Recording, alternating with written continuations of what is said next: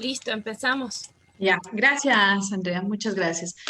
Bueno, buenas tardes con todos, con todas, con todos y con todes. Qué gusto nuevamente encontrarnos con cada uno de ustedes en este programa, con el cual queremos hacer la presentación de una de las investigaciones más súper que podemos hacer dentro del proyecto de Adelante con la Diversidad en su segunda fase. ¿Es niño? ¿Es niña? ¿Ninguno de los dos? ¿Quién decide? El ejercicio médico jurídico en torno a la intersexualidad en Ecuador. Adelante con la Diversidad 2 es un proyecto regional que se ejecuta en Colombia, Ecuador, Perú y Bolivia con el financiamiento de la Unión Europea y la Coordinación Regional de IVOS Latinoamérica, que tiene por objetivo garantizar la seguridad integral, el acceso a la justicia y el derecho a la no discriminación de las personas LGBTI, defensoras de los derechos humanos. Queremos invitar a nuestra compañera Lorena Yáñez, coordinadora regional del proyecto Adelante 2 y representante de IVOS. Bienvenida, Lore. Muchísimas gracias, un saludo a todas y todos quienes estamos parte de este espacio y también a quienes nos están siguiendo en vivo por las redes sociales de Sendas, específicamente en este caso. Estoy muy contenta de que tengamos este momento en el proyecto. Yo creo que Ecuador nos está marcando fuertemente este compromiso que el proyecto ha asumido con el tema intersex. Lo veníamos trabajando desde el Adelante 1 con mucho esfuerzo y con no suficientes resultados, aunque teníamos el foco claro, nos fue muy, muy difícil. Y a pesar de las dificultades, IVOS, Sendas, Promsex, ADESPROC y Colombia Diversa en este segundo Adelante con la Diversidad deciden tomar el riesgo una vez más. Esta vez con un foco muchísimo más específico en poblaciones intersexuales, en poblaciones trans masculinas y transfemeninas, y estamos muy contentos, ¿no? O sea, definitivamente todavía hemos estado, la semana pasada yo he estado en un espacio regional donde decíamos, ok, pero en este espacio ustedes, un grupo, o sea, una letra del movimiento, estaban como hablando de sus situaciones y dificultades, una de las letras del LGBTIQ, y les decía, ¿y qué sienten del I, no? O de las mujeres trans lesbianas, por ejemplo, ¿no? Entonces, hay todavía una dificultad, diría yo, de, de asumir, de asumir estas responsabilidades desde dentro del movimiento, desde afuera, pero creo que hay una voluntad política de este proyecto de hacer los mejores esfuerzos. Y bueno, yo creo que con Cristian y con AXA, que han sido así nuestros impulsores, así compañeros a quienes estamos, compañeros, muy agradecidos para seguir con esta causa y poder llegar a términos regionales un poco más fortalecidos al final de estos 3 años. Entonces, estoy muy contenta de que tengamos este producto disponible y ojalá llegue a muchas manos, a muchos corazones, a muchas mentes, a muchos tomadores de decisión y nos permitan cambiar un poquito estos sistemas en los que todavía la heteronorma prima, ¿no? Y queremos hacer incidencia en eso. Entonces, muchísimas gracias, muy contenta de estar acá, de escuchar, de hacer fiel causa y testigo, digamos, de que esto sí es posible. Entonces, un abrazo a todas, todos y todes. Muchísimas gracias, querida Lore. En Ecuador, la Fundación Sendas es la organización ejecutora Hola, del Carlita, proyecto buenas tardes. en el país y en alianza con Cristian Robalino, abogado, activista LGBTI e investigador social y la Facultad de Ciencias Sociales de América Latina, Flaxo, Ecuador, presentamos la segunda edición de la investigación. ¿Es niño? ¿Es niña? ¿Ninguno de los dos? ¿Quién decide? El ejercicio médico jurídico en torno a la intersexualidad en Ecuador. ¿Pero por qué priorizamos a la población intersex en Adelante 2? Y para dar respuesta a esta pregunta, invitamos a nuestra compañera Mari Cabrera, directora de Sendas, para que nos comente sobre esto. Bienvenida, Mary.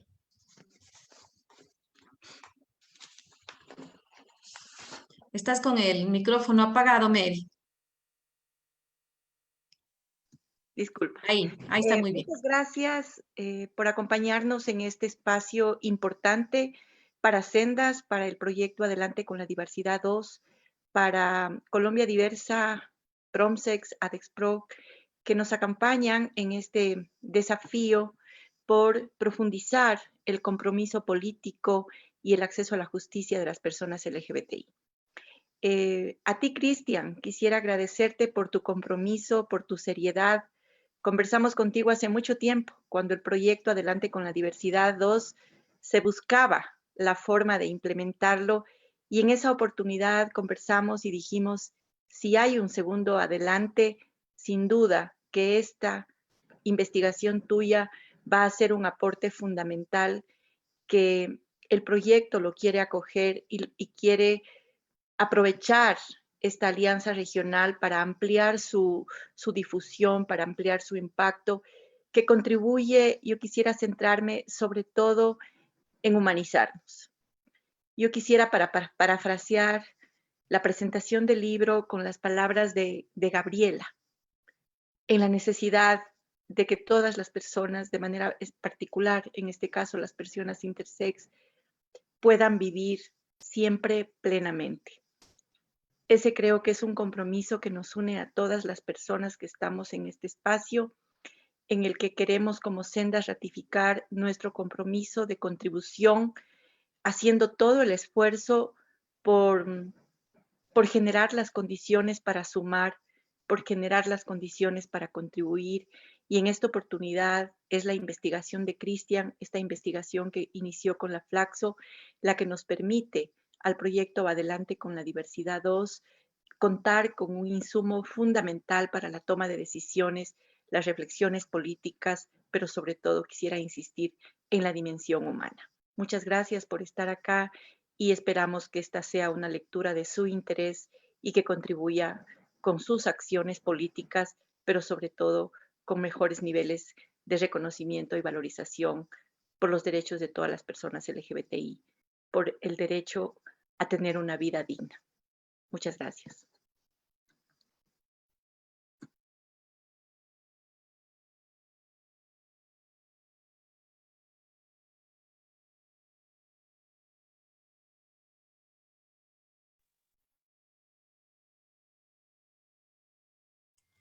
Carmita, estás con el micrófono. Ahí, ya, gracias, mi Angie, muchas gracias. La poca o nula educación sexual integral es una de las causas más graves para la discriminación de la población LGBT, pero sobre todo para la población intersexual, ya que sobre este grupo se ha construido un conjunto de falsas creencias negativas que afectan su posibilidad de integración y visibilización social. En este momento queremos invitar a la compañera Madalena Masucci, representante de la Unión Europea en el Ecuador, para su intervención. Bienvenida.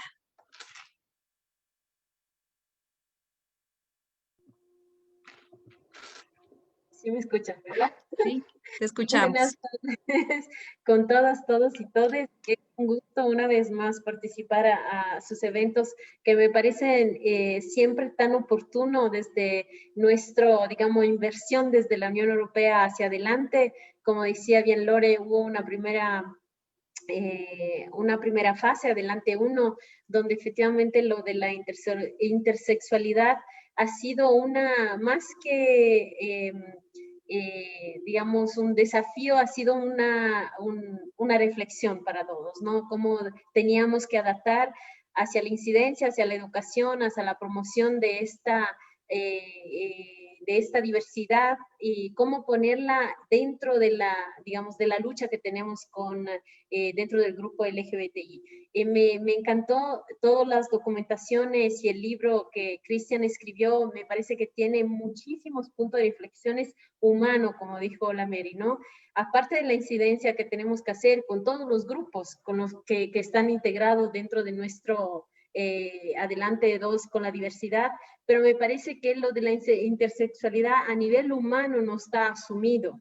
O sea, ni siquiera hemos empezado con la lucha porque hay un problema de padres y hasta de violencia obstétrica que se hace a la madre, porque desde que nace el niño y ahora mismo sí le hacen digamos, el examen médico, entonces enseguida saben si son intersexuales, lo hacen vivir a los padres como un peso, como algo que no está bien y que tienen que solucionar rápidamente para que el niño o la niña viva bien su sexualidad. Esto me parece el abuso más grande, una violación inmensa del derecho de una persona que recién nace, que no puede ni siquiera defender su propio derecho a decidir un sexo o el otro, o vivir en la intersexualidad como ser humano libre, ¿no?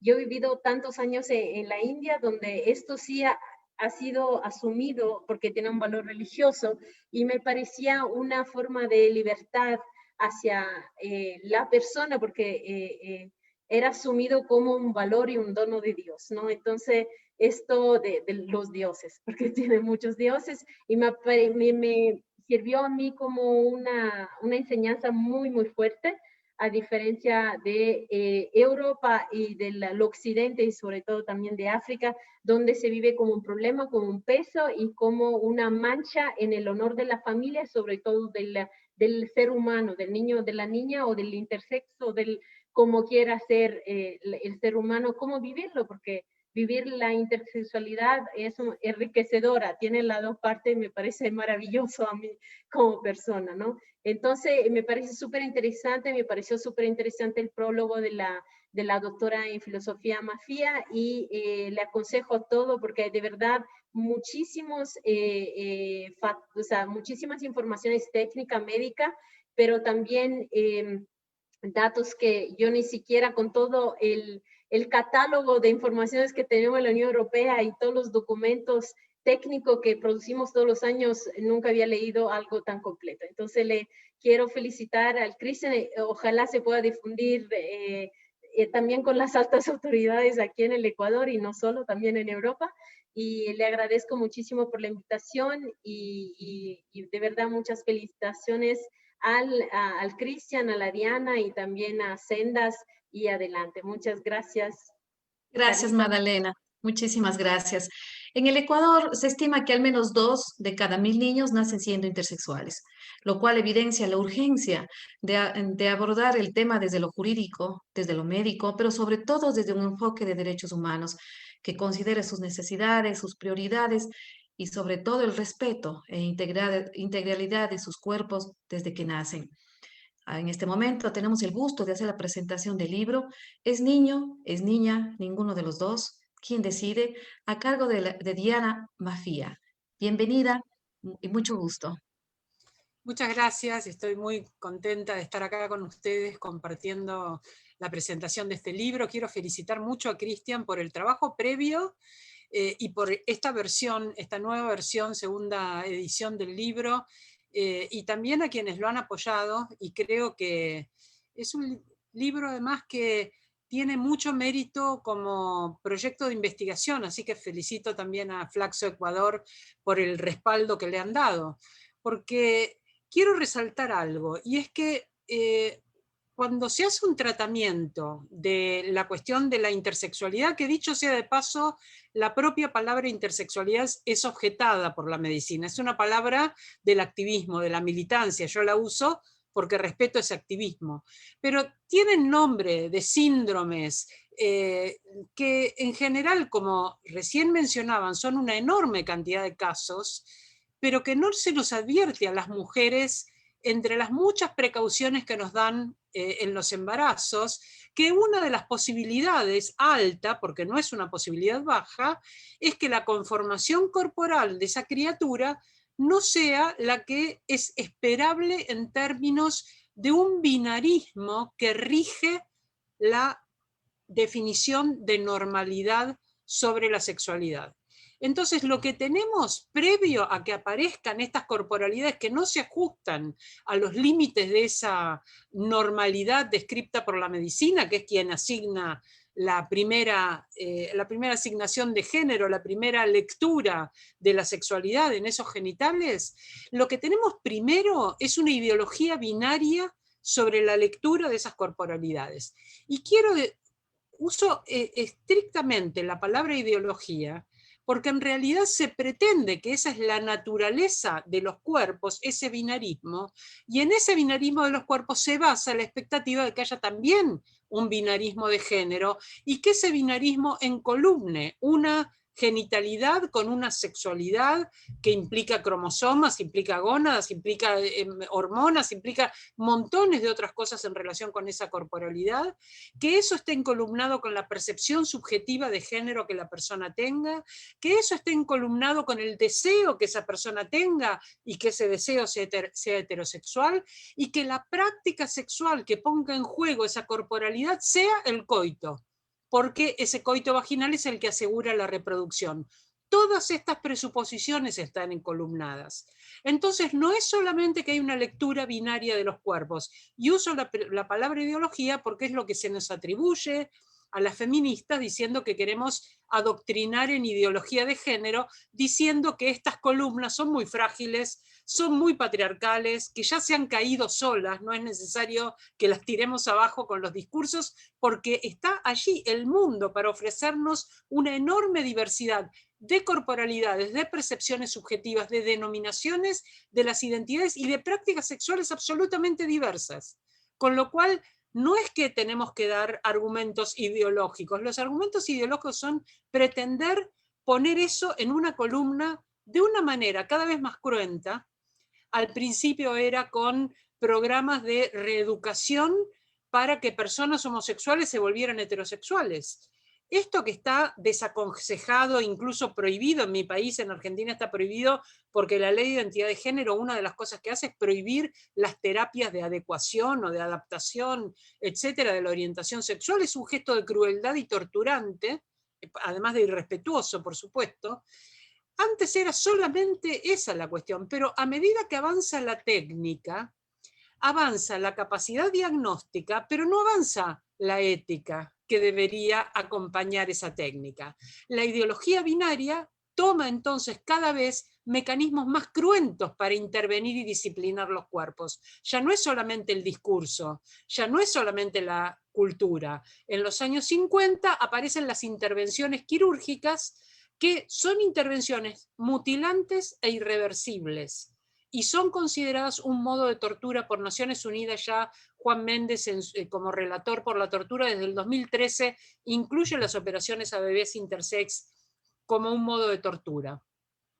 Es tan fuerte esta ideología que opera incluso de manera contradictoria. A un bebé que nace y por cuestiones estéticas, no por cuestiones médicas, porque por supuesto si hay una cuestión médica habrá que intervenir de manera médica, pero disciplinar estéticamente un cuerpo para que se adapte a la visión de los genitales que presuntamente desde la mirada médica se corresponden con la normalidad del binarismo de macho y hembra, hacer ese tipo de intervenciones, eso es un caso de tortura. Pero además, ¿cómo se hacen esas intervenciones? Por supuesto, sin respeto por un principio bioético básico de toda intervención médica, que es el respeto por la autonomía. No es posible, porque estamos interviniendo el cuerpo de un bebé, por lo tanto no le podemos preguntar. Entonces se hace de manera irrespetuosa de la autonomía, pero también irrespetuosa de lo que va a ser en el futuro la identidad de género autopercibida de esa persona, porque se está apostando por el aspecto, cuál es el sexo prevalente, y asignándolo y mutilando otra expresión que pueda tener la corporalidad.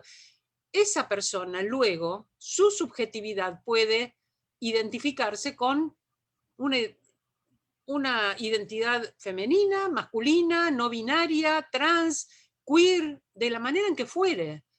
Hemos disciplinado un cuerpo para obtener no como resultado un género. Sin embargo, se tortura ese cuerpo con esa expectativa también binaria. Pero no solo se hace eso. ¿Qué se quiere producir en ese cuerpo? Se quiere producir la posibilidad de una relación heterosexual expresada en la práctica del coito. Es decir, un bebé si nace sin vagina, o si es un micropene y entonces no va a poder penetrar, voy a construir una neovagina de la profundidad y el tamaño que se describe como normal para la penetración de un pene normal. ese cuerpo intervenido de esa manera no se va a poder reproducir, pero además estoy en muchos casos mutilando su capacidad de placer en función de una práctica que es un simulacro de aquella única práctica admitida como válida por la sexualidad normal. Todo lo que no entre en esa definición se patologiza o se considera peligroso.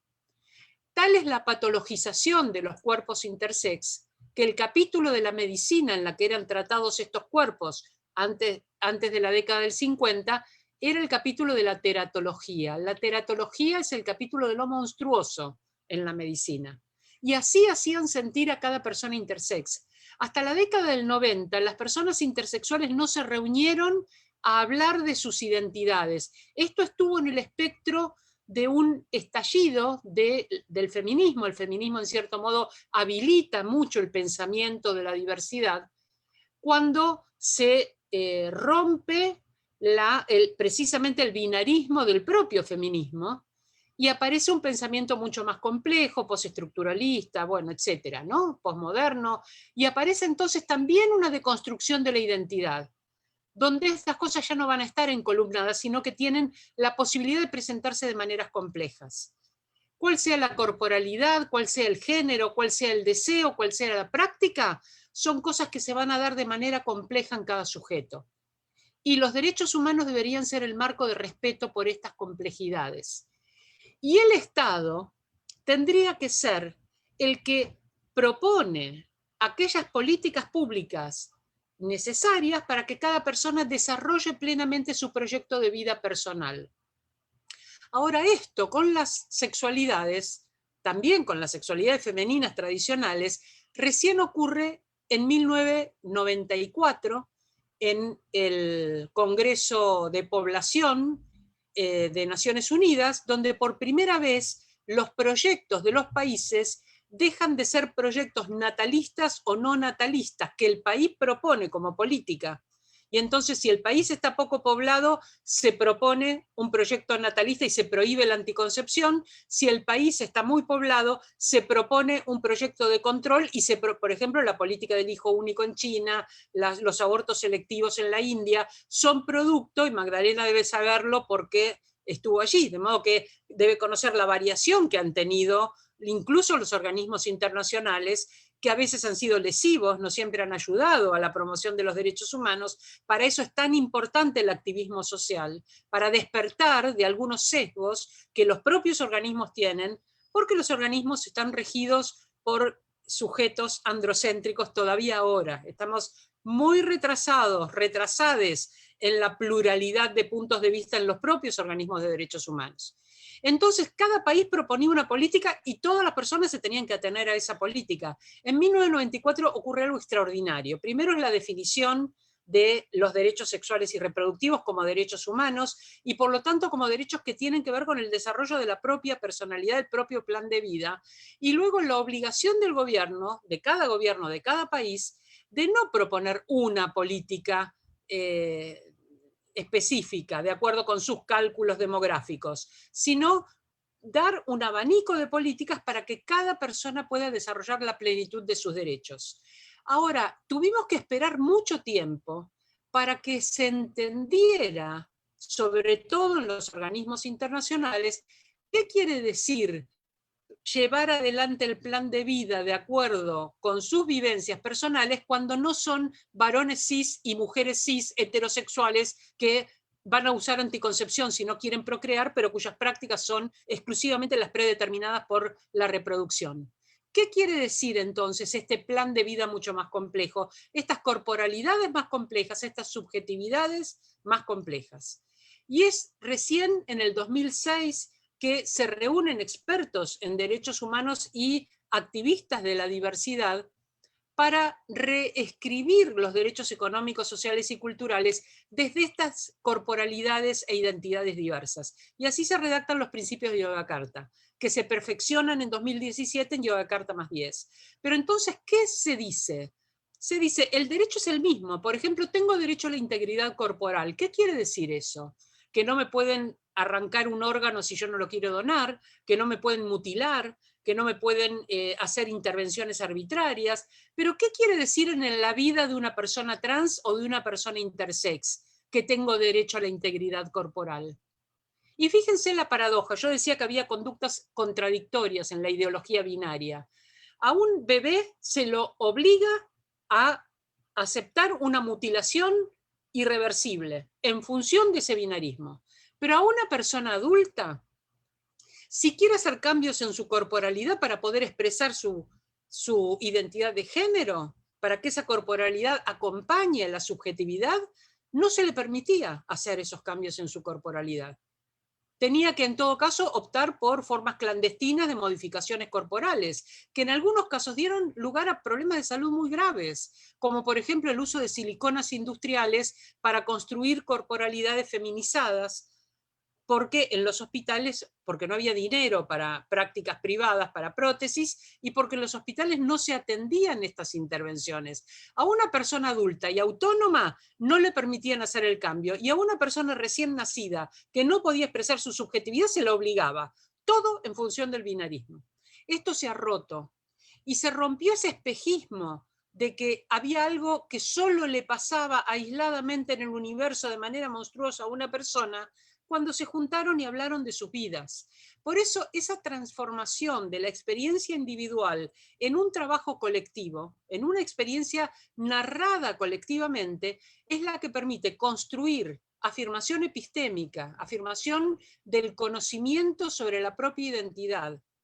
Porque así como se ha dicho, quiero hacer una analogía que a mí me sirvió para el activismo. Leí un trabajo sobre personas con discapacidad, que tiene que ver con corporalidades diversas también, ¿no? Por eso hago la analogía. Y en este trabajo, que tenía que ver con derechos humanos, se decía, las personas discapacitadas son expertas en su propia condición. No hay un experto en discapacidad que pueda prescindir del saber de la persona que tiene la experiencia de su corporalidad, acerca de cómo puede acceder, qué sistemas de apoyo puede recibir. Esto, que era de la década del 90, recién se regula en una convención para las personas con discapacidad ahora, en estos años. Nuestro país está en este momento discutiendo la firma de este convenio. En el caso de las personas trans, de las personas intersex, las experiencias de estas personas estaban apropiadas por el sistema médico y por el sistema psiquiátrico.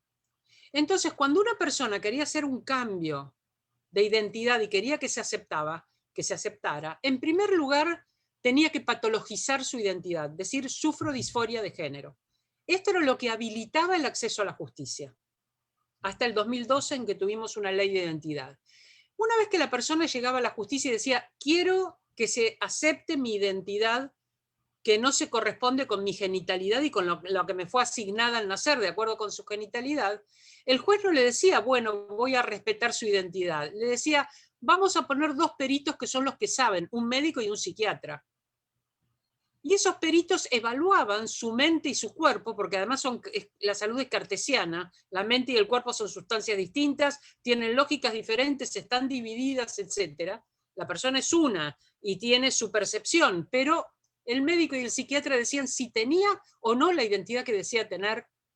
Y recién entonces, si médico y psiquiatra autorizaban con su discurso, el juez le otorgaba el cambio de identidad y le decía, pero ahora se opera y se cambia su genitalidad, porque no se podía admitir el desajuste de cuerpo y género.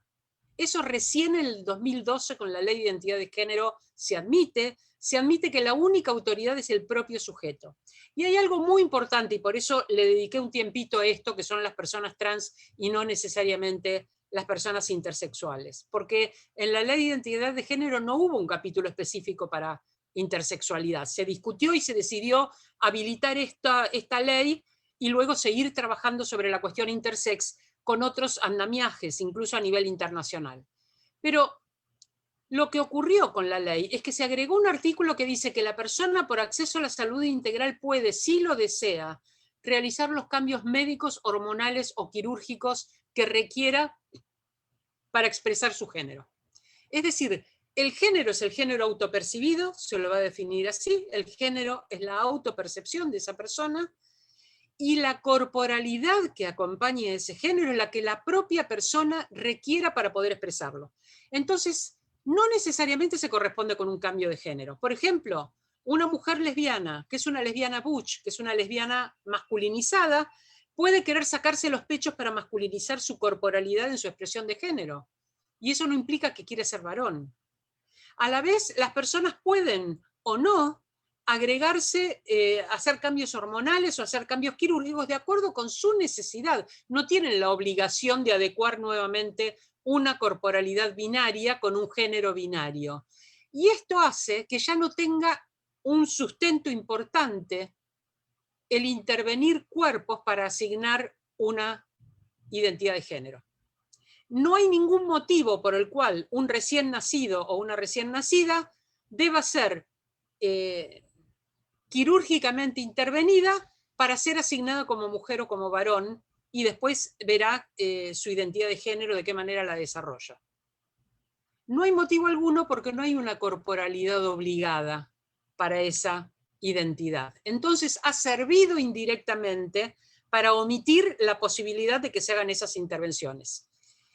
El trabajo de Christian, que es un trabajo sumamente exhaustivo y una gran, es polifónico, ¿no? Porque toma la voz de los médicos, pero toma también la voz de la justicia. ¿Cómo interviene la justicia regulando estas intervenciones? ¿Hay la posibilidad de denunciar cuando se me ha hecho esa intervención y no estoy de acuerdo porque considero que se me ha dañado con esa intervención quirúrgica? Las intervenciones judiciales cuidan en general lo formal, pero tienen también una presunción binaria sobre las conductas, sobre las corporalidades, sobre lo que es legítimo e ilegítimo. Entonces también la mentalidad de la justicia debe ser modificada. Estos principios de Yogyakarta, que yo creo que son muy ricos, y de hecho yo dirijo un observatorio de género en la justicia y lo promuevo, y los hemos publicado, encuadernado y repartido a todos los jueces de la Ciudad de Buenos Aires, porque queremos que, y a las juezas, por el momento no hay jueces o juezas trans, pero ya tenemos abogados y abogadas y abogades, y vamos hacia eso, digamos, ya hay personas trans. Yo he trabajado siempre con con personas trans en mis equipos, así que este pensamiento, ese binarismo se va rompiendo en los hechos, pero todavía hay presunciones binarias muy fuertes. En este momento estamos dando un curso desde la Corte Suprema de Justicia de la Nación para todo el país sobre diversidad sexual, en el cual se incluye, por supuesto, la condición intersexual. Entonces ya no hay argumentos biológicos, digamos. No hay argumentos jurídicos, porque en realidad el pensamiento jurídico debería cambiar. Pero también están las culturas dominantes. Hasta que no transformemos estas voces disidentes en el sentido de que rechazan la norma binaria, hasta que estas voces disidentes en las que debemos participar por ética y derechos humanos, aún las personas que no somos trans, tenemos la obligación de poner nuestra voz al servicio de esa disidencia, porque esa disidencia es una ampliación de los derechos humanos. Ahora, hasta que esto no se transforme en sentido común, la vida común va a ser una vida que va a restringir el acceso a ese derecho. Las maneras en que se construyen los géneros son maneras colectivas, no son solamente maneras individuales. No es que modifique un genital y ya está el resultado. Otro problema es la administración pública, los registros nacionales de las personas, los otorgamientos de identidad, de documentación. Les voy a contar un caso. Una mujer feminista estaba a cargo de un registro civil en una provincia de la Argentina y nace un bebé intersex. Y los padres no lo quieren, no quieren aceptar la operación en el nacimiento. Eran personas con otro tipo de información y otro tipo de capacidad de litigar con el sistema médico, que es un sistema muy dominante y que respeta muy poco el derecho de las pacientes, los pacientes o los pacientes a decidir. En general decide el médico, impone su saber y lo controla. Hay una frase extraordinaria en el libro de Christian, de esa recolección que ha hecho de entrevistas que son... yo creo que va a haber mucha gente estudiando muchos años ese material, y seguramente Christian tiene mucho más material guardado porque son entrevistas extraordinarias, pero donde se dice, bueno, hay que dejar que la familia decida siempre y cuando no decida fuera de lugar. ¿Y quién determina dentro de qué lugar hay que decidir? Entonces no digas que la familia decida, si vos le estás limitando las condiciones en las cuales puede tomar decisiones. Entonces la falta de respeto por el consentimiento informado, la falta de respeto por lo que significa informar para ese consentimiento, aún a las personas adultas, aún a los padres, es parte del problema. Esta familia tenía este fortalecimiento, dijeron, no queremos operar a este bebé hasta que no exprese su género. Era un caso de hermafroditismo verdadero, tenían la posibilidad entonces de esperar 2 años o 3 años a que pudiera expresar su género y entonces tomar, en todo caso, tomar una decisión. ¿Qué hizo la directora del registro civil? No podía anotarla, como yo negocié en la ciudad de Buenos Aires, pero luego cambiaron el funcionario y todo se cayó, porque en América Latina muchas cosas, las instituciones son inestables y dependemos de personas para ciertos avances, ¿no? Mi propuesta era, en los casos en que el bebé sea intersex, se anota todos los datos, menos el sexo, y se deja en blanco hasta que se defina, no en el momento del nacimiento, porque el argumento es, hay que documentarlo, porque de ese documento depende tener obra social, tener acceso a sus derechos, y no va a estar indocumentado. Bueno, el documento es una decisión humana, una decisión del Estado que no puede justificar su violación de derechos en el sacrificio de una minoría. Entonces, sencillamente no anotar el sexo en el documento, pero esto no es posible con las reglas actuales. Entonces, ¿qué hizo esta directora? Anotó que habían nacido mellizos, un niño y una niña. Y cuando la familia tomó la decisión, que fue 4 años después, y finalmente se decidió inscribirlo como varón porque había desarrollado su identidad de manera masculina, hizo un acta de defunción de la niña. Ahora miren simbólicamente lo que esto significa. Cualquiera que tenga 2 días de psicoanálisis puede imaginar lo que significa en el peso de una biografía las cosas que rodean el tratamiento de la intersexualidad, no solo las mutilaciones, el dolor, las cicatrices, la mentira original, porque muchas veces el tratamiento se basa en el silencio de la condición intersexual, en el negarla, omitir esa información para tener éxito en la socialización, sino además tener este tipo simbólicamente de faltas de aceptación y de cargar con la muerte de su posibilidad femenina, ¿no? Entonces, yo creo que son muchos los cambios que hay que hacer. Y lo último que quiero decir, porque quiero dar pie a que puedan intervenir y que, bueno, esto es una especie de fiesta, no tendría que ser algo formal, ¿no? Es que Cristian decidió poner en el centro de su tesis las entrevistas, la voz en primera persona de las personas intersex y de sus familias. Y este me parece a mí que es el gesto político más impactante de esta investigación. Tiene muchos datos, es una investigación exhaustiva y excelente, pero este gesto es un gesto de subversión, en el sentido de invertir el orden, de subversión semiótica, ¿no? El sentido no se lo dan las autoridades a las corporalidades, el sentido está en el relato en primera persona y las autoridades se tendrán entonces que adecuar a ese relato.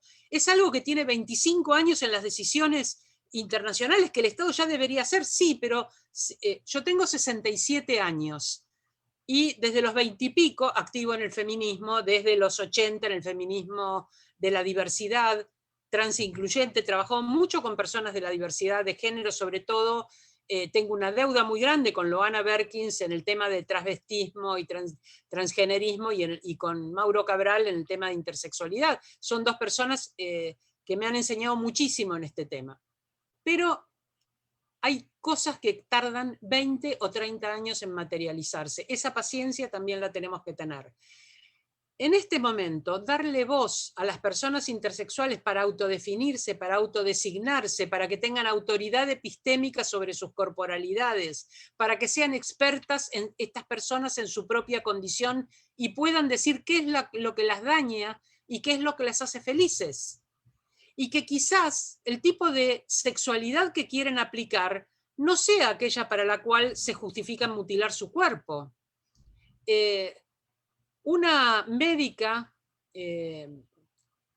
que intervenía en los equipos con los cuales estuvimos trabajando, de los hospitales de niños para que no intervinieran los cuerpos en el momento del nacimiento, ante esta producción de una neovagina se justificaba diciendo que era necesario fisiológicamente porque era funcional. Y yo le pregunté qué era la funcionalidad. Y me dijo, mire, yo tengo un sobrino que nació sin pulgar. Sin pulgar no se pueden hacer movimientos que son muy relevantes para el desarrollo cerebral, para el desarrollo, además para la habilidad motriz. Entonces nació sin pulgar, le pulgarizaron el dedo índice, con lo cual le dieron oponibilidad al dedo índice, y él así pudo aprender a escribir y hoy es abogado, me dice con una sonrisa de satisfacción y logro. Y le digo, ¿cuál es el equivalente a ser abogado en la genitalidad? Y me dice, el coito. ¿Por qué tengo que transformar, sacrificar una corporalidad? Y en el caso de la construcción de una neovagina, esto implica usar tejido que no es el tejido de una vagina, por lo cual tengo que producir su lubricación artificialmente, su apertura paulatina a medida que transcurre el tiempo. Es muy cruento todo el tratamiento. ¿Por qué? Porque tengo que posibilitar un coito. ¿Y es esta la práctica que esa persona quiere poner en juego en su vida sexual, en su vida amorosa, en su deseo? ¿Y por qué estoy negando para toda la humanidad la legitimidad de otro tipo de prácticas que no incluyan el coito? Entonces, ese prejuicio es un prejuicio que se expresa de maneras torturantes, mutilantes e irreversibles. Esto es lo que quiero que notemos. No es un prejuicio cultural inocente. Se lleva vidas y se lleva cuerpos como precio. Hay una epistemóloga inglesa, Miranda Fricker, que habla de dos modos de injusticia, lo que ella llama injusticia epistémica. Una es la injusticia testimonial, no creer en la palabra de ciertas personas. Hay mucha dificultad en acceder a la justicia, pero cuando la persona accede no toman en cuenta su palabra. Esto es lo que le pasaba a las personas trans cuando iban a pedir un cambio de identidad. Decían, fui asignado como varón, pero mi identidad es femenina, o fui asignada como mujer, pero mi identidad es masculina, o fui asignada como varón o como mujer, pero mi identidad es no binaria, no quiero tener una asignación binaria, y no se los escuchaba. La voz que se tomaba en cuenta era la de las disciplinas médica y psiquiátrica. Entonces, no, la injusticia testimonial tiene que ver con que esa palabra no es una palabra valiosa a juicio de las instituciones, particularmente de la institución judicial. La otra injusticia es la injusticia hermenéutica. La injusticia hermenéutica tiene que ver con que el mundo de sentidos de una persona no es transmisible en el lenguaje que la otra persona maneja. Y entonces yo creo que ha habido para las personas intersex, como la ha habido también y lo hay para las personas trans, la dificultad para generar colectivamente un lenguaje que exprese aquellas vivencias, aquellas certezas que sí tienen sobre su cuerpo, pero que no responden al vocabulario habitual, a las categorías habituales comunes, porque esas categorías cercenan justamente la privacidad y la singularidad de esas experiencias. Las dos formas de injusticia se producen con las personas intersex y con las personas trans. Se produce injusticia testimonial y se produce injusticia hermenéutica. Entonces, ¿cómo hacer para transformar eso en justicia? Necesariamente escuchar esas voces y darle autoridad. Y esto es lo que ha hecho Cristian con esta investigación. Darle autoridad a las definiciones que las propias personas intersex hacen sobre su situación e incluso impulsar, él como intelectual, impulsar con su saber, con su recolección de muchos andamiajes intelectuales, de muchos lenguajes diversos, que ha tomado no solamente de la medicina y del derecho, sino de muchos otros saberes, también del feminismo y de los derechos humanos, tomar en todo ese andamiaje una manera de levantar esas voces, de darle autoridad, de darle relevancia, y yo creo que este es un impacto que espero que acompañen las autoridades, que acompañen las organizaciones que han acompañado la edición de este libro y la presentación, porque va a haber que seguir trabajando y trabajando mucho para que esto se transforme en algo en lo que toda la sociedad esté comprometida y no solamente en la voz de unas pocas personas que están pidiendo justicia y no son escuchadas y no son tomadas en cuenta. Muchas gracias. Muchas Gracias. gracias, Diana. Aprendimos un montón. En realidad, como decía Mary, como las resto de compañeras, es un tema totalmente que nos llega y es muy humano. El sistema de derechos humanos plantea que los cuerpos intersex deben ser respetados y promueve a los países de la región a definir políticas que aseguren la no intervención quirúrgica de asignación sexual a los recién nacidos. El Ecuador cuenta con un protocolo de atención a personas intersex que no se ejecuta ni se pone en marcha a nivel nacional. Es muy poco conocido, especialmente en los servicios de salud. De ahí que la generación de investigación científica sobre este tema es clave. Precisamente damos el paso a nuestra compañera Sofía Argüello de la Flaxo para que nos cuente en realidad la urgencia de la investigación LGBTI en el Ecuador. Buenas tardes. Bueno, muy buenas tardes con todos. Quiero hacer y dar un agradecimiento especial a Sendas, a Proyecto Adelante 2 y también, por supuesto, a la Unión Europea y a Givos, quien ha colaborado con la elaboración de este evento y también con la promoción de la segunda edición del libro de Cristian Robalino titulado Es niño, es niña, ninguno de los dos, ¿quién decide? El ejercicio médico jurídico en torno a la intersexualidad en Ecuador. También va a ser muy difícil para mí poder hablar después de todo lo que dijo la profesora Diana Mafia, a quien evidentemente le agradecemos por todos sus conocimientos.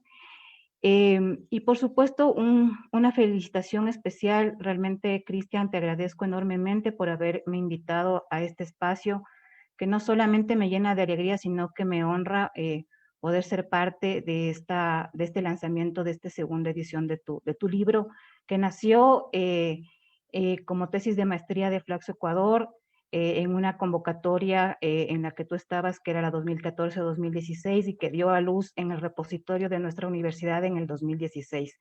Realmente me llena mucho de alegría y me honra poder estar aquí en este espacio compartiendo contigo y celebrando contigo y con todos y todas. Bueno, a mí me solicitaron un poco que hable en relación a la urgencia de la investigación LGBTI en Ecuador, lo cual también es un reto importante, poder rastrear lo que se ha realizado en esta agenda investigativa. Y la verdad, me pasé pensando cómo organizar las ideas y la verdad pensé que es primero necesario no solo hablar de la urgencia, sino de las urgencias. Y situar estas urgencias en preguntas clave relativas a cuándo nacen estas urgencias, cómo se producen y por qué. Y quisiera situar mi presentación, que va a ser breve, en 3 pequeños momentos que creo que son importantes de situar en esta reflexión. Un primer momento es precisamente rastrear o presentarles la trayectoria de la investigación LGBTI en Ecuador, que si bien no es vasta y abundante como podemos encontrar en otros países de América Latina, no deja de ser menos importante y tampoco deja de tener su historia. Un segundo momento que quisiera situar en esta discusión es plantear cuáles han sido los ejes temáticos que las agendas de investigación relativas a las discusiones sobre las diversidades sexuales, sobre las identidades no normativas, se han producido en el contexto ecuatoriano. Y finalmente también quisiera hacer una presentación que se ancla en algunos desafíos que a mí me parecen que sí son urgentes y que creo que eso debe ser un puntal y un nodal para seguir trabajando y para seguir cuestionándonos sobre algunos temas y algunos enfoques que son realmente importantes de ser debatidos. En torno a esta presentación sobre la trayectoria de la investigación LGBTI en Ecuador, yo les decía que no es una trayectoria que tenga amplia producción en términos de volumen. Es decir, no encontramos tan fácilmente bibliografía y el estado del arte o los estados del arte que como investigadores e investigadoras en la temática hacemos en el contexto ecuatoriano es relativamente pequeña, ¿sí?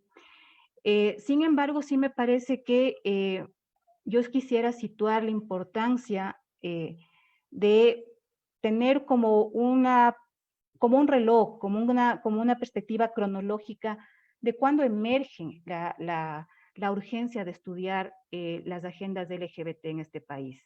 Y yo sí me quiero remontar hace 20 años, a finales de las décadas de los 90, inicios de los 2000, y quiero hablar en primera persona también porque yo fui parte de esta trayectoria y básicamente el proceso inició con una iniciativa de un maravilloso militante y activista, Patricio Bravomalo, que ustedes saben que además formó parte del proceso de despenalización de la homosexualidad en este país, quien con otras activistas, Leticia Rojas, que ahora está en España, no se encuentra aquí, y también Sandra Álvarez de la OML, quisieron formar un grupo de estudios LGBT en ese entonces.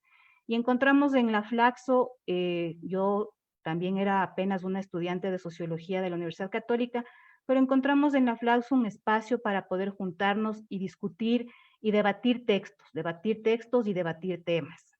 Y me parece que eso no es un tema menor, porque son iniciativas que incluso desde, ¿no es cierto?, la producción de la politización y del activismo se sitúan y van marcando varios puntos de inflexión y de convergencia que no me parece que debemos dejar pasar por alto. Entonces les digo así, este es como un grupo de estudios, nace los primeros intentos por tratar de pensar cómo abordar el tema de las diversidades sexuales como objeto de estudio, y la verdad eran cuestiones más bien, ¿no es cierto?, primogénitas, incluso sin un planteamiento de una agenda clara. Y recuerdo claramente que las primeras discusiones que hacíamos era de discutir algunos textos de Michel Foucault, de Judith Butler, a veces no entendíamos absolutamente nada, pero era un espacio también de posicionamiento. Luego creo que es importante también rescatar, obviamente, como ustedes saben, en estos procesos también hay discontinuidades, hay rupturas, no, el grupo no se mantuvo del todo sólido, nos juntábamos varias veces, pero también no tuvo continuidad. Creo que también es un punto sustantivo ir rastreando que a la par de esta formación, de este primer grupo de estudios en torno a las diversidades sexuales en Ecuador, también iban haciendo la maestría de género de Flaxo Ecuador. Ustedes saben, es una maestría que también tiene 20 años. Y si bien es cierto, en ese entonces, en esa época, otras eran las agendas de investigación que marcaban los estudios de género, tampoco es menos cierto señalar que este fue un espacio fructífero que llevó y ha llevado a muchos estudiantes a convertirse en investigadores y a producir textos como el que produjo Cristian, ¿sí? Entonces creo que en el camino uno va encontrando que el espacio de formación académica dentro de una maestría especializada en estudios de género en el Ecuador fue también demarcando preguntas y visibilizando actores y procesos que antes no eran visibles. Uno puede ir revisando algunos trabajos que ya también van entrados en la primera década del año 2000. Uno se encuentra con, ¿no es cierto?, las investigaciones de María Amelia Viteri, investigaciones de Carolina Páez Vaca, de Patricio Aguirre. Hay otras investigaciones, por ejemplo, de Margarita Camacho, que realiza desde la Universidad Andina. Están trabajos como los que ha realizado Fernando Sancho. Y también es importante reconocer las investigaciones que desde las activistas y los militantes LGBT se han producido. Entonces tenemos, ¿no es cierto?, textos, libros de divulgación e investigaciones que se ha producido o que han producido, por ejemplo, Elizabeth Vázquez o la propia Sandra Álvarez. Entonces, pido disculpas también si es que me olvido de otras personas. Hacer este recuento o este estado del arte no es un tema menor, aunque sea, como les dije, aunque no sea tan vasta la literatura, pero hay intentos fundamentales y que se van plasmando y se van también situando y van dejando huellas en las tesis de investigación de los estudiantes de Flaxo Ecuador. Más adelante ya hay otras cortes de estudiantes, tenemos, ¿no es cierto?, ahí los estudiantes más jóvenes de la corte y de la generación de Cristian Robalino, también que yo creo que Cristian va inaugurando ese proceso de trabajo y obviamente tengo que decir esto sin lugar a dudas, el trabajo de Cristian, la tesis de Cristian, además de ser una investigación distinguida y de ser una tesis distinguida, en este estado del arte es el único trabajo que uno puede rastrear de investigación sobre intersexualidad. ¿Sí? Es como un puntal, no se han realizado otras investigaciones. Ahora, por ejemplo, en 2020 hay muchos intereses de varios estudiantes de tener agendas de pesquisa relativas a la niñez trans, pero todavía el campo de la intersexualidad no es abordado de manera tan amplia como se puede ver en otros países, como el caso mexicano, que es el que más conozco. Está también trabajos como los de Rafael Garrido, que también se convirtió en un libro, Lidia García, María Isabel Giraldo, y van marcando rutas relativas a la conformación de algunos ejes temáticos. Y este es el segundo punto que yo quisiera situar, porque, ¿no es cierto?, es pensar que se emerge desde esta posibilidad de construir un grupo de estudios sobre diversidades sexuales, un grupo de estudios LGBT, a la par se van constituyendo espacios de formación académica en estudios de género y en el camino las agendas se van produciendo a través de temáticas particulares. Una de las temáticas que me parece fundamental y que es una de las que va inaugurando también este estado del arte, en el cual también, disculpen que tenga que hacerlo, me nombro, son temas relativos a la politización de la sexualidad, a la forma en la que se politizan las identidades, a la forma en la que se construyen espacios y prácticas organizativas. Luego hay un segundo espectro temático que se sitúa más en la vivencia de estos cuerpos en el espacio público, y creo que este también sigue siendo un eje de interés de varios investigadores e investigadoras. Hay, como les decía, temas relativos a la conformación colectiva de organizaciones, temas también que pasan en relación a la violencia, a la precarización de las vidas de los cuerpos. Y me parece que también es sustantivo señalar que la temática, por ejemplo, de los cuerpos y experiencias trans, también es una agenda relativamente nueva en el campo de estudios de las dinámicas LGBT en Ecuador.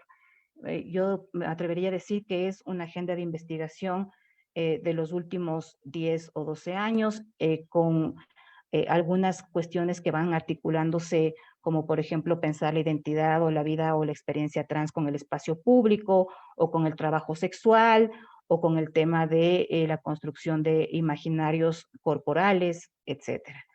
Y creo que también hay un momento importante que no es menor y que a mí también me llama la atención en la medida que también visibiliza una agenda muy poco estudiada, que es la conformación de las identidades y de las experiencias y de las prácticas organizativas lésbicas. Yo creo que este ha sido un punto que uno puede rastrear en este estado del arte a partir de los últimos 5 años.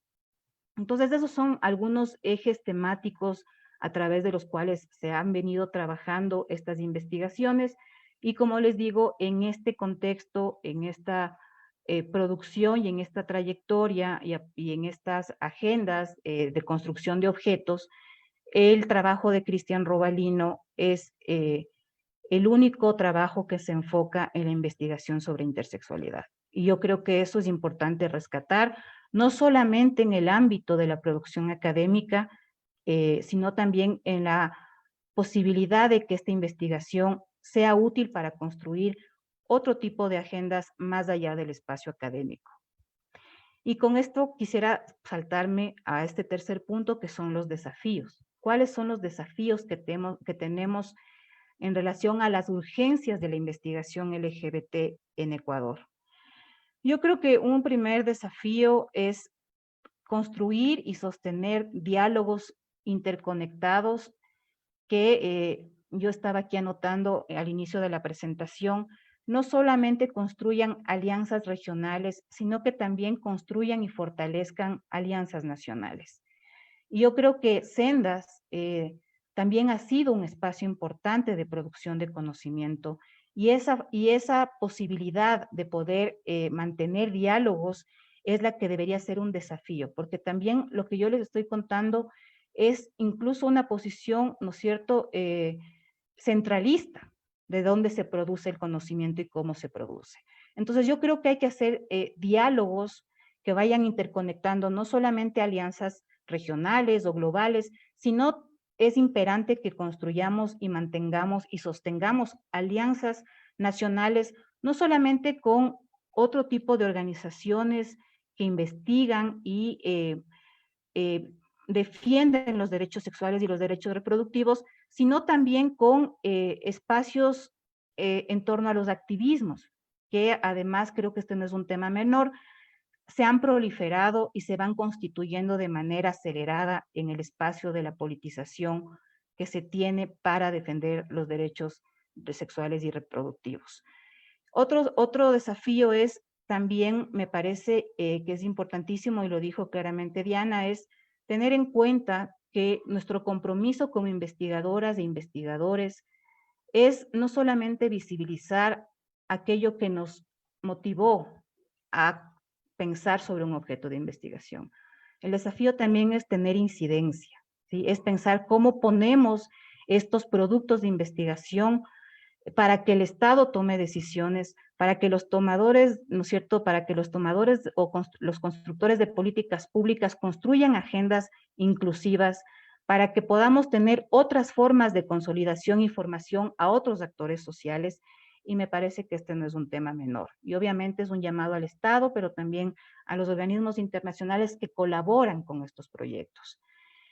Me parece que ya para señalar e ir terminando, es importante también ver como desafío que es fundamental vincular multiplicidad de investigaciones, también reconocer que las agendas de investigación LGBTI son múltiples, porque los cuerpos de las diversidades sexuales son múltiples, tienen múltiples experiencias, ¿sí? Y creo que ese es un desafío no menor. Y por eso también digo, es un desafío que incluso los propios nuevos activismos y los propios nuevos actores políticos nos están poniendo en la mesa como una necesidad urgente. Esas serían algunas breves apreciaciones que yo que daría en relación a esta temática, sin antes volver a felicitar a Cristian por este trabajo, que realmente para mí es un honor poder acompañarle y también es un honor saber que formó parte de la maestría de estudios de género de Flaxo Ecuador. Muchísimas gracias otra vez más a Sendas y al proyecto Adelante 2 por promover también este espacio y por promover también este proceso de investigación. Muchísimas gracias, Sofía. Cuando era pequeño sabía que no encajaba en ningún lugar. Yo tenía 2 primos, una mujer y un hombre, con los que jugaba cuando era niño. Y con los 2 me llevaba bien. Claro que mi primo era un poco brusco y eso hacía que a veces vaya con mi prima. Pero la verdad me sentía cómodo con los 2. No prefería ni a uno ni a otro. Este es uno de los testimonios que encontraremos en esta publicación. Invitamos a Axel a compartir su testimonio de vida y la importancia de visibilizarse. Bienvenido, Axel. Muy buenas tardes. Primero, antes que nada, me gustaría agradecer a Cristian especialmente por haber lanzado de nuevo esta publicación del libro. Yo lo que quiero comentar en este webinario es sobre por qué es importante visibilizar a la gente intersexual. Para comenzar, voy a comenzar desde mi historia. Bueno, al momento de que yo nací con una supuesta pospadia y criptorquidia severa, lo cual hacía que mis genitales no se podrían ser visibles. El doctor inmediatamente le recomendó a mi madre, que en esa época era muy joven, hacer una intervención quirúrgica para determinar si me hacían hombre o mujer. Después de varios médicos, mi madre encontró a que parecía supuestamente un salvador. Él me mandó a hacer un examen de cromosomas, un cariotipo, el cual asignaba que yo tenía un cariotipo de 46XX, femenino. Sin embargo, el doctor decidió, después de leer el cariotipo, realizar una operación y le confirmó a mi madre, que en esa época era muy joven, tenía unos 16 años, que me hagan varón. Nunca le mencionaron a mi madre sobre el cariotipo. Después de la primera intervención quirúrgica, no tuve ninguna inconveniencia. De ahí tuve unas 3 o 4 o 5 operaciones más y ya cuando ya era consciente, a los 10 años, tuve la que supuestamente sería mi última intervención. Sin embargo, yo durante esa época en el colegio me sentía un tanto incómodo porque nunca me gustó jugar fútbol. Nunca me gustó participar con mis compañeros, nunca me gustó participar con mis compañeros. Me parecían que eran muy bruscos, muy toscos, no sé. El doctor le recomendó a mi madre, el mismo doctor que me operó, le recomendó a mi madre que me trate con mano dura, que sea severa. Y sobre todo, le impulsó para que incluso me haga un tanto machista, que yo no recogiera ni un plato, que yo no lavara la ropa, que nada. Y es más, que me dijera esta señora en algunas ocasiones. Cuando en la 10ª operación el doctor dijo que lo que yo tenía era una extraña condición que era algo raro de explicar, pero que tenía una solución, supuestamente. Él decidió retirarme en ese momento lo que parecía ser una de mis gónadas femeninas. No sabíamos realmente lo que era. A partir de los 13 años fue cuando descubrí que algo no andaba supuestamente bien conmigo. Pues yo tenía ya lo que era el pecho crecido y en mi cumpleaños número 12 me comenzó a salir una secreción de los pechos. Y ahí comencé a notar algo sumamente raro.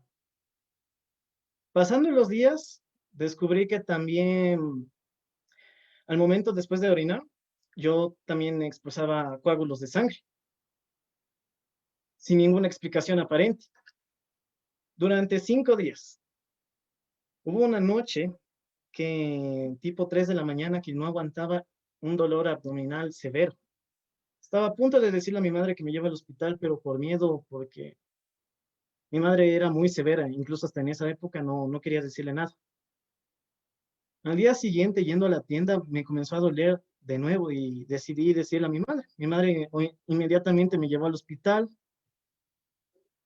Fuimos al hospital y dentro del hospital varios médicos me examinaron, me observaron y todos los médicos, en vez de preocuparse por lo que me pasaba en los pechos, decidieron decirle a mi madre que mejor revise mi testículo, porque parecía que tenía una malformación o algún tipo de problema.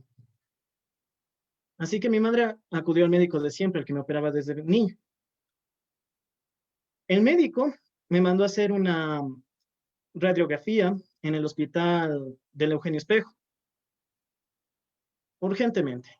Al mes después de realizar la radiografía, nos dimos cuenta de que en el laboratorio, varios estudiantes, doctores y todos iban entrando uno por uno a ver mi resonancia y luego mi madre extrañada no sabía qué pasaba. Un joven estudiante se le acercó y le preguntó, ¿para cuándo le pidió al doctor que le trajera los exámenes? Ella le respondió lo más rápido posible. Obviamente fue una mentira, porque el doctor le dijo que apenas le entregaran los exámenes, ella tenía que llamar. Dijeron que iban a hacer una excepción y me entregaron dentro de 1 hora. Después de leer ese examen, mi madre no me dijo absolutamente nada. Se subió en un taxi conmigo, me llevó a un endocrino. Estaba llorando, no me decía nada, absolutamente nada. El endocrino era un hombre mayor, severamente terco y un tanto tosco. Después de que él terminó la cita que tenía, mi madre no dijo nada, simplemente abrió la puerta, entró, obviamente le reclamó, cerró la puerta y comenzó a llorar. Eso claramente yo le escuchaba, pero como uno era niño, no entendía nada de eso. Después de 2 meses, mi madre comenzó a tener varios síntomas, se sentía mal, no dormía, cosa rara porque a ella en toda la vida le ha gustado dormir. A los 2 meses me enteré de que de que me hicieron un cariotipo. y que en ese cariotipo resultaba que yo tenía, que era mujer. La verdad, en esa época la tomé súper bien porque estaba enojado, estaba con cólicos, y al parecer eran cólicos menstruales, también con el cambio de humor. Pasaba enojado 24/7 y justo cuando me dijo la noticia estaba enojado, así que no la capté del todo. Me tomó 2 sesiones con una psicóloga para entender lo que me estaba sucediendo. Durante todo ese tiempo, hasta ese día, intenté hacer varias cosas para mejorar mi físico. En eso fui a natación, que de hecho hasta ahora me sigue gustando. Actualmente ya no la practico por varias circunstancias, pero en esa época dejé de ir a natación porque a medida de que yo iba, como diciendo, haciéndome más fornido, más flaco, el pecho se me aumentaba y se hacía más visible. Llegó un punto donde mi madre me dijo que mejor me dedique a comer. Eso obviamente antes de saberlo. Después de eso ya vinieron las supuestas otras intervenciones quirúrgicas donde varios doctores me decían que era mejor que me decida por cuál mismo de los dos sexos me iba a quedar, ya que tenía tanto gónadas femeninas como una gónada masculina, la verdad. Y un ovoteste. En eso, el doctor dijo que tenía que escoger ya porque posiblemente mi cuerpo iba a sufrir algún tipo de malestar, algún tipo de cáncer. Obviamente, como uno no sabe nada de este tema, lo primerito que dije es que tengo que escoger ya. Hubo una época donde yo quería quedarme con los dos, pero no se pudo. Ya después de hacerme la intervención quirúrgica, decidimos exponer el caso al ministerio de una forma privada con el código de AXA-ALIN, que hasta ahora lo sigo usando. Bueno, ya no es tan privado ahorita, pero bueno. La cosa es que hubo sesiones, hubo reuniones en el Eugenio, de forma privada, en la embajada, hubo un montón de cosas para hacer un protocolo. Sin embargo, ese protocolo jamás se aplicó. Hasta ahora no se aplica y ese protocolo más o menos ya estaba listo en el 2018. Yo creo que por eso y más cosas es importante hacer visible la cuestión de una persona intersex, porque primero, antes que nada, tenía miedo. Segundo, mi madre no me quería decir nada. Y tercero, no sé hasta ahora si me dejé embaucar por un médico, ¿no?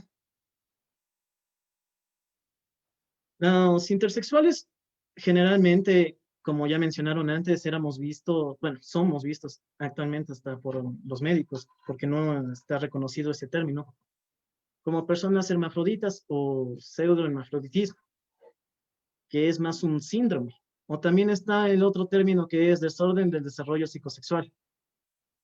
Los médicos lo ven como una forma de operar.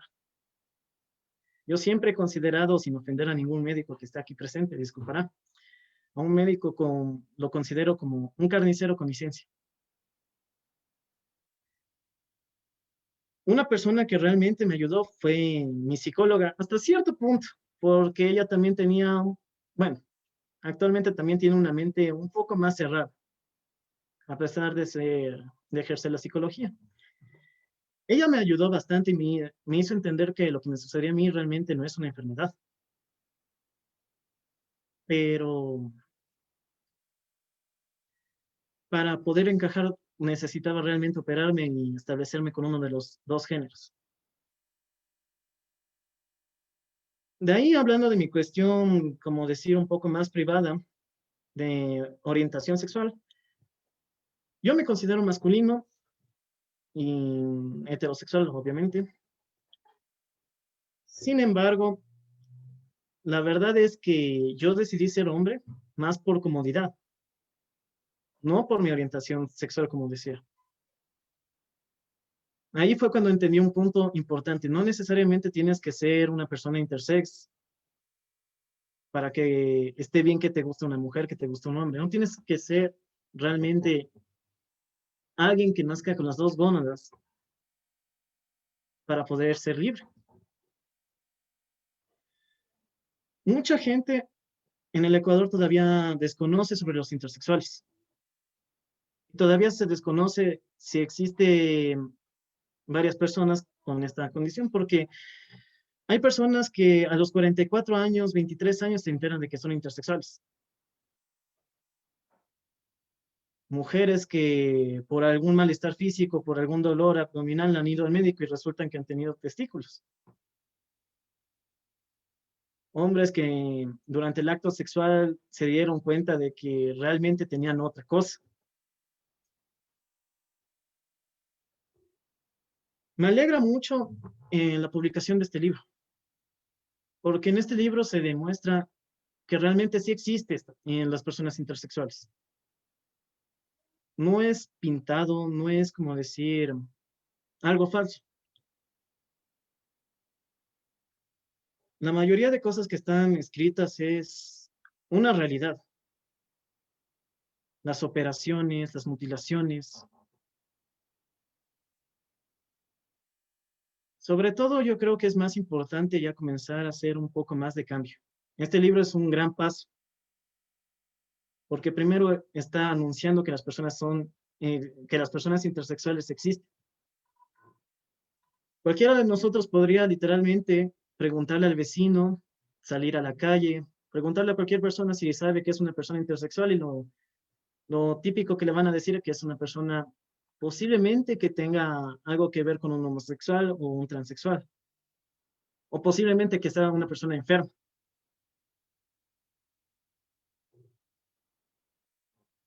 Por eso creo que es muy importante visibilizar a las personas intersexuales. Muchas personas actualmente no quieren ser activistas por miedo, porque entienden que esta condición es más una condición de vergüenza. Prefieren operarse y quedar anónimos para no tener que decir nada. Y está entendible, está bien. Sin embargo, ¿quién quita que de aquí en unos 2 días, en unos 3 días, sigan siendo personas intersexuales? Y que así como le ocurrió a mi madre, venga un médico supuestamente a Salvador y le decida hacer esa operación. Las operaciones a los infantes es algo realmente peligroso. Afortunadamente, en mi caso, se podría decir que latinó, pero desafortunadamente dificultó bastante mi relación con mi madre en todo este periodo por lo que le dijo que sea mano dura. A veces mi madre tiene la pregunta de que si realmente hizo bien o realmente hizo mal en tratarme de esa forma. Ella piensa que si me hubiera tratado de otra forma, yo tal vez hubiera sido más abierto con ella o incluso hasta más recíproco con ella. Luego están los otros casos, como el de un amigo, Adrián, que desafortunadamente por la desinformación terminó siendo publicado por uno de los peores periódicos, El Extra. Sufrió mucho abuso durante ese tiempo en Guayaquil. También está el caso de un chico que el papá de la costa, más o menos de Manabí, le pidió a un doctor en específico que le haga y que lo opere como varón al bebé recién nacido. Y resulta que 18 años después, el mismo padre regresa donde el doctor y le dice, me equivoqué. Mi hijo persigue a varones, no persigue a mujeres. Yo creo que también esos estereotipos de que un hombre debe de ser fuerte, fornido y todo, están bien, sí, están bien, pero no necesariamente tienen que ser así de rígidos. Hay hombres que literalmente tienen condiciones heterosexuales normales, supuestamente normales, porque realmente todo es normal. Solo que nos enseñan que lo heterosexual es lo normal, lo homosexual es por ahí. Irónicamente, lo lésbico también es normal.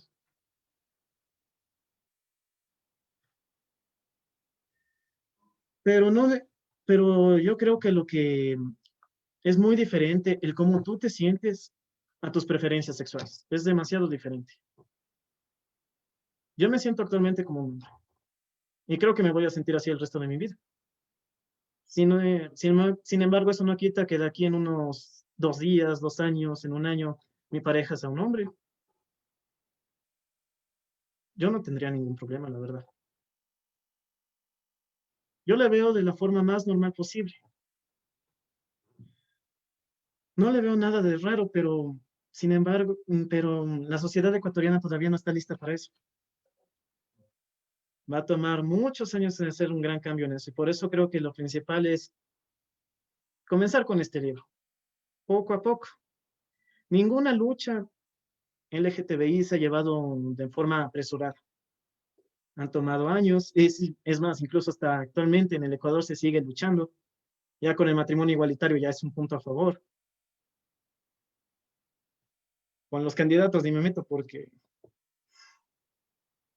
es un tema más grave en ese sentido. Pero el libro de Cristian Robalino es un gran paso ya.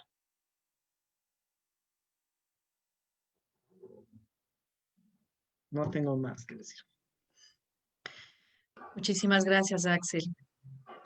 Sin más preámbulos, quiero esta tarde presentar a Cristian Robalino, autor del libro, darle un abrazo a la distancia y que nos cuente cuál ha sido el contexto de esta investigación, sus sentires, sus vivencias, los conocimientos adquiridos, como bien decían las compañeras, todo este bagaje de testimonios que tienes en tu libro, este acercamiento con cada uno de ellos. Entonces me gustaría darte la palabra, Cristian. Muchas gracias por esta publicación. Te doy la palabra. Buenas tardes. Buenas tardes con todos. Más bien, muchas gracias a ustedes por el tiempo, por la escucha y, bueno, difícil decir algo después de que ya lo han dicho todo. Muy complicado para mí, nada más que agradecer a la Flaxo.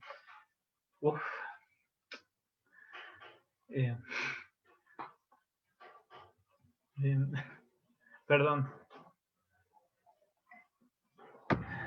Bueno, y estoy traicionando el mandato de masculinidad, como que corrigiéndome acá, ¿no? La tesis en sí, el proyecto de investigación surge en el 2013 aproximadamente. Le escucho a Diana Mafía en una tarde y digo, ¿qué será este tema? La verdad me llamó mucho la atención y, perdón, me emociono rápido. Y de repente empiezo como a investigar el tema y me decía a mí mismo, qué importante sería dar esto a conocer y visibilizar qué pasa aquí en el país. Yo, abogado de pregrado, perdón, es de emoción, no tristeza, es de emoción, así que decía qué importante y qué interesante sería aquí visibilizar el tema, porque no sabía, en todo el bachillerato no me habían dado ninguna materia en género, y de la noche a la mañana escuchar a Diana Mafía, me acuerdo clarito de la ponencia de sexo, género, diversidades y disidencias sexuales, que me la repetí 25,000 veces para decir la cuarta parte de lo que ella dijo en una ponencia, mi primera ponencia en la Universidad Andina, donde seguí Derechos Humanos, y después en la Flaxo, en una clase de Cristina Vega. Recuerdo que también le abrazo un montón a la profe que me ayudó, me impulsó. Entonces, no sabía muy bien cómo expresarme, ¿no? Y cómo expresar todo este tema, toda esta realidad, todo este bagaje que venía de Diana Mafía.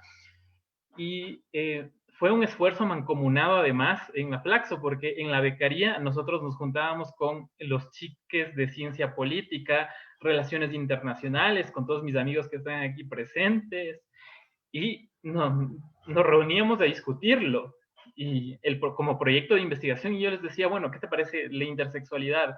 ¿Has escuchado? ¿Conoces? ¿Qué te parece cómo ponerlo en una voz de alguien que sigue ciencia política o relaciones internacionales? Y fue un esfuerzo mancomunado el proyecto ya. Me acuerdo que en una clase me decían, mejor ponle de título es niño, niña o ninguno de los dos. yo decía, bueno, porque sonaba interesante, ¿no? Dar respuesta a esta pregunta que muchas veces es muy compleja, aún más siendo personas intersexuales, ¿no? Esta pregunta de si es niño o niña puede tener múltiples respuestas, como digo en la introducción.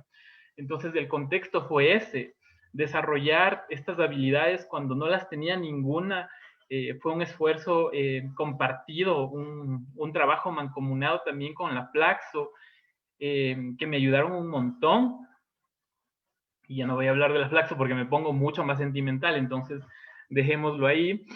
Y después desarrollar la investigación en Puerto Viejo, en Manabí, que es la costa ecuatoriana, donde habían un montón de casos. Les agradezco también a las personas que me dieron apertura en los hospitales, a aquellas personas que estuvieron abiertas a darme datos estadísticos de primera mano, etcétera.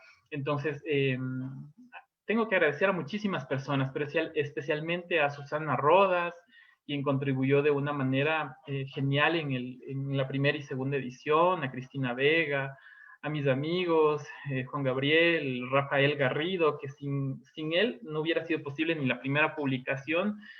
Y bueno, a mi tutora de tesis, Marta Cecilia Ruiz, después a los chicos de la San Francisco, José Eduardo Quintana, que hizo un trabajo fantástico ahí. Lo tomé una parte, a Pedro Cherres, a María Amelia Viteri, que se encarguen a San Francisco de Quito, enunciar el tema, que eso me parece muy rico.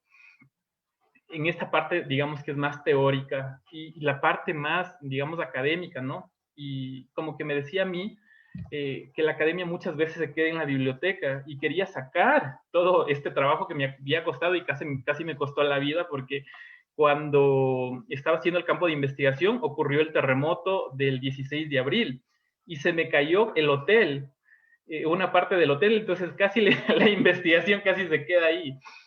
Y dije, bueno, si fue tanto esfuerzo, ¿por qué se tiene que quedar en la biblioteca? Entonces empecé como en los trabajos en los que fui desarrollándole esta experticia, fui introduciendo el tema intersex a través de talleres.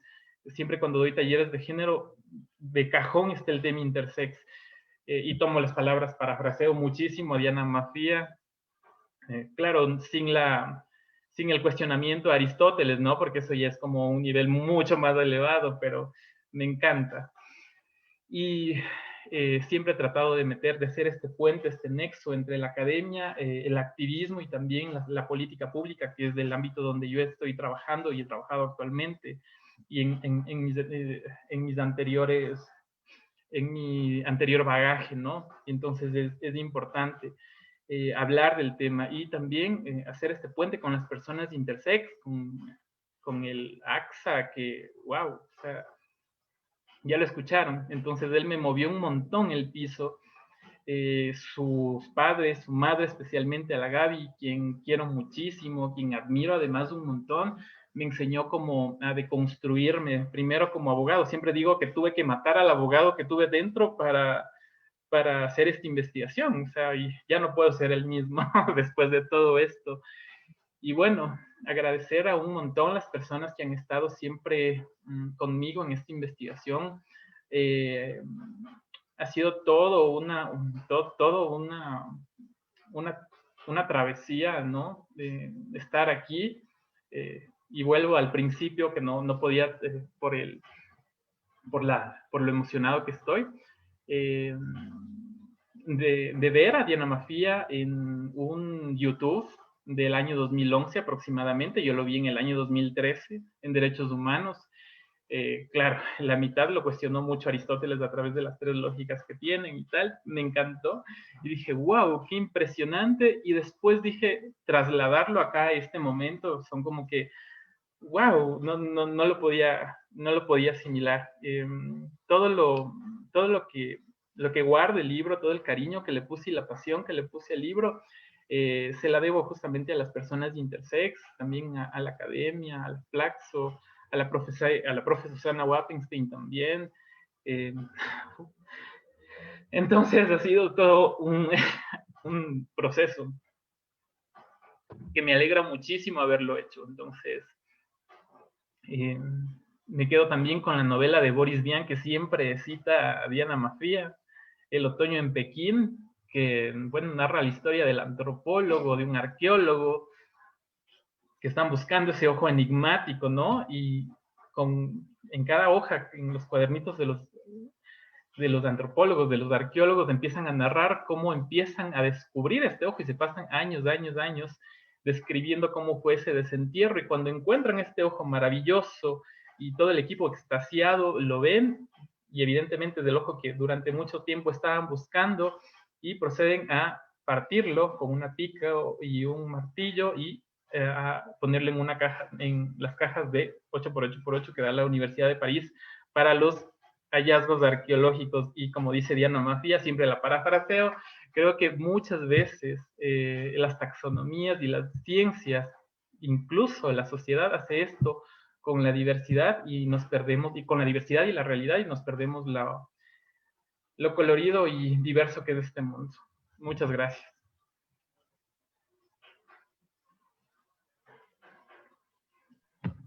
Muchísimas gracias, Cristian. Ha sido algunas noches de leer tu libro, de releer para que todo salga muy bien. Este es el libro que lo vamos a intentar hacer llegar a todos y todes. Es esta portada súper linda, súper especial que la hizo Víctor de Guayaquil. Entonces ha sido como, como una suma de pasiones y esfuerzos para que esto hoy sea realidad, para que esté ahora plasmado en este libro, en esta publicación, que esperemos que sea a nivel internacional y publicado a nivel nacional y lo más que podamos. Diana, gracias por ser esa persona que ha motivado y que ha estado ahí muy cerca de ese corazón de Cristian. Quiero agradecerles a todos, a todas y a todes por haber participado en este espacio, cuyo objetivo ha sido precisamente poner en opinión pública, en agenda pública, en nuestros corazones y nuestras mentes, este, este tema tan importante y clave en nuestro trabajo y también en nuestros sentires. Muchísimas gracias y esperemos que próximamente nos veamos nuevamente en otra de estos sueños hechos realidades. Muchísimas gracias, Cristian. Un abrazo inmenso a todos y todas y todes. Y pues esperemos que pronto este libro en realidad pueda ser parte de los libros que ustedes tengan en su cabecera, que sea referente de investigación y que sea también referente de vida. Muchísimas gracias. Un abrazo para todos, todas y todes. Gracias. Chao. Gracias. Chao.